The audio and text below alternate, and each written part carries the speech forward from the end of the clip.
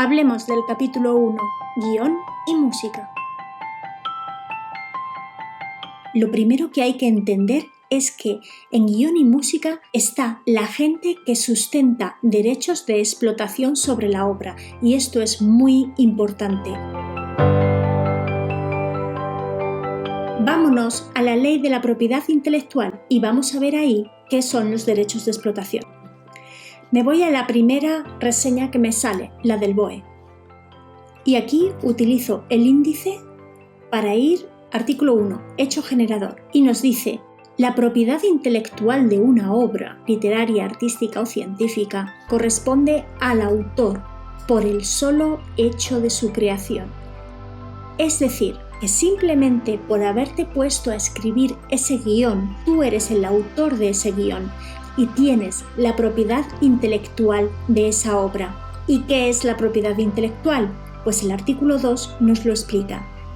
La propiedad intelectual está integrada por una serie de derechos, ojo, de carácter personal y patrimonial, es decir, económicos, que atribuyen al autor la plena disposición y el derecho exclusivo a la explotación de la obra.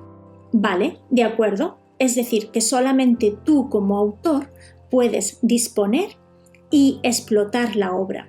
¿De qué manera se explota la obra? Si nos vamos al artículo 17, nos dice qué son los derechos de explotación. Corresponde al autor el ejercicio exclusivo de los derechos de explotación de su obra en cualquier forma, y en especial los derechos de reproducción, distribución, comunicación pública y transformación. ¿Qué es esto? Imaginad una cámara que empieza a grabar a unos actores soltando unos diálogos. Ese gesto produce derechos y se llaman derechos de reproducción o de fijación. Distribución y comunicación pública son lo mismo. Distribución supone que se hacen muchas copias, cada una para una persona, y comunicación pública supone que una copia se pone a la disposición de muchas personas a la vez.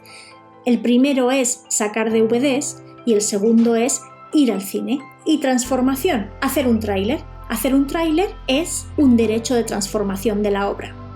Volvemos al artículo 17 y vemos que no se podría hacer nada con la obra sin el permiso del autor que sustenta esos derechos. Y esto es importante, ¿por qué?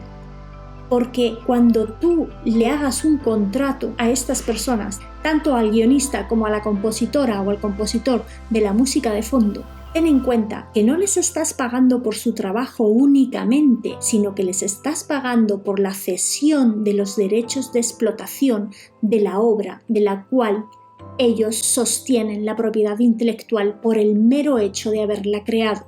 Tú como productor necesitas la cesión de esos derechos porque si no, no vas a poder hacer nada con la película.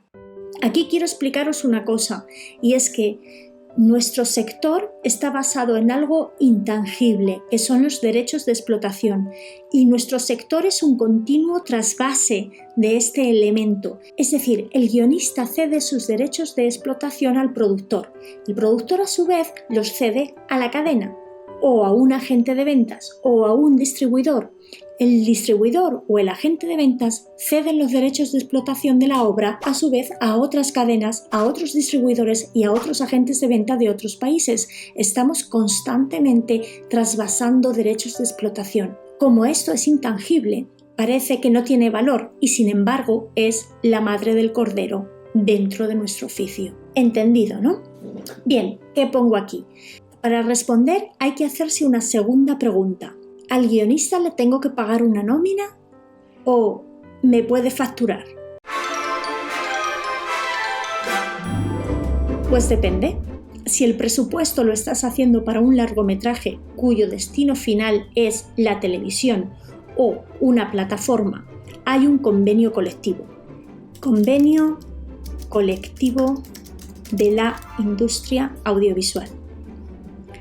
Me voy a este de shootingspain.info, convenio colectivo de la industria audiovisual, técnicos, tablas salariales del 2017, es la última publicada, me voy a la última página.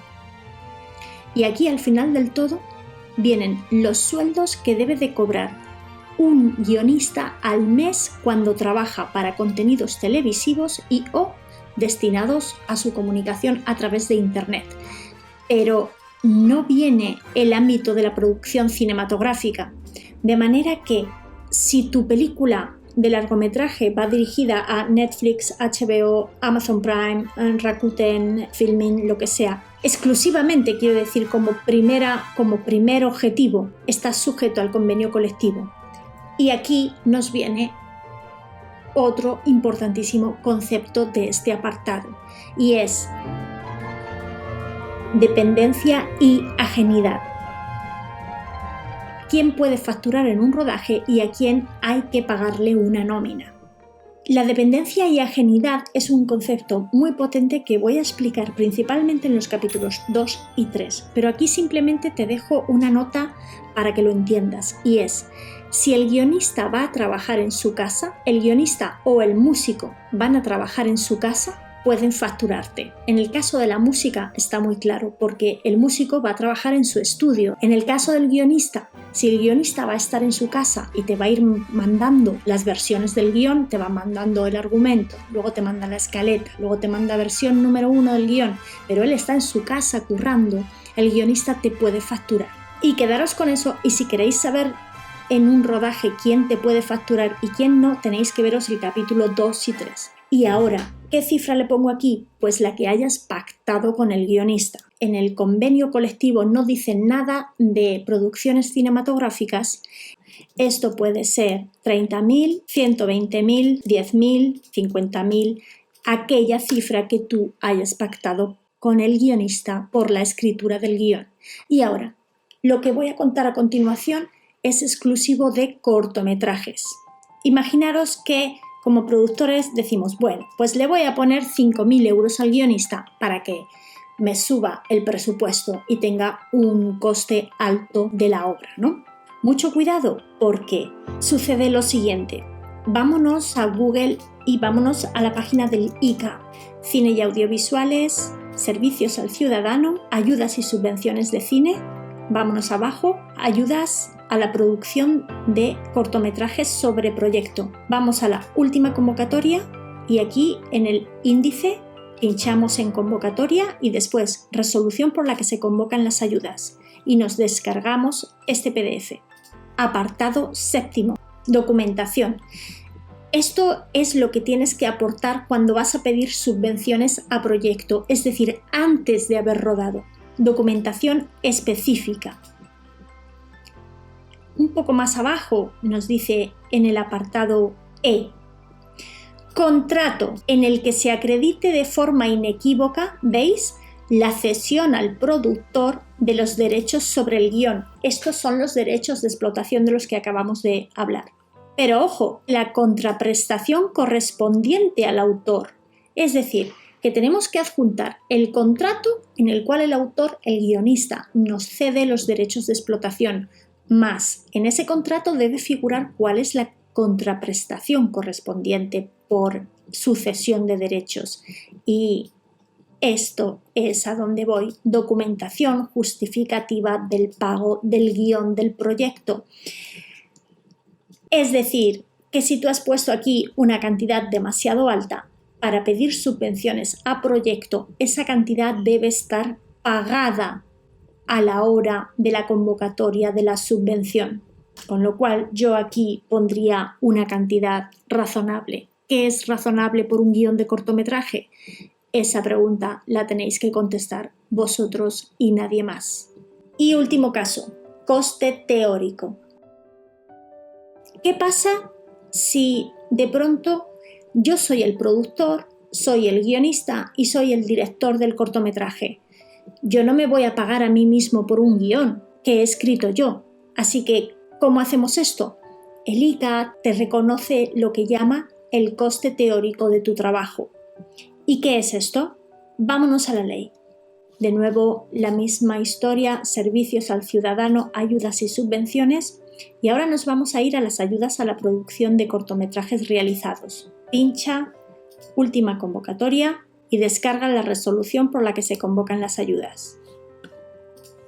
Descarga esto y vete al apartado 5, requisitos de los cortometrajes realizados.